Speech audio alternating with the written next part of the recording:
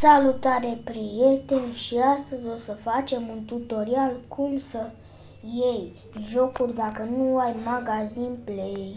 Bun, intri pe Google și scrii jocul pe care vrei să îl iei. Eu vreau să iau Bike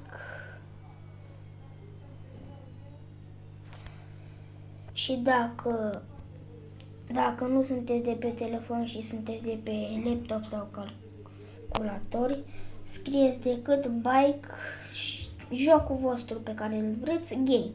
Și dacă sunteți de pe telefon, scrieți jocul pe care vreți și scrieți. Eu am scris așa Bike to Game Mobile pentru că sunt de pe telefon. Voi nu dați pe asta cu magazin Play pentru că nu-l aveți. Dați pe asta. Dați aici și dați aici pe descărcare gratuită. Începeți descărcarea. Bun.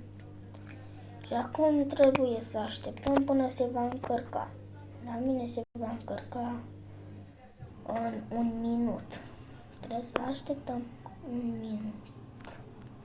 1 minut. Bun. Și trebuie să mai așteptăm așa puțin până se va încărca.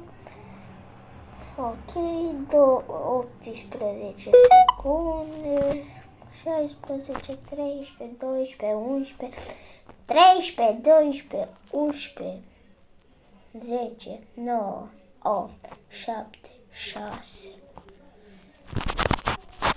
5, 4, o secundă și gata. Și după aia dați aici pe asta, dați instalați.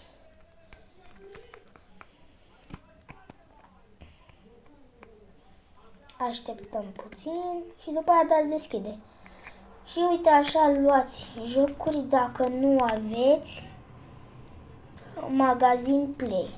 Sper că v-am ajutat cu acest tutorial și să nu uitați să dați un like și un subscribe. Pa, pa!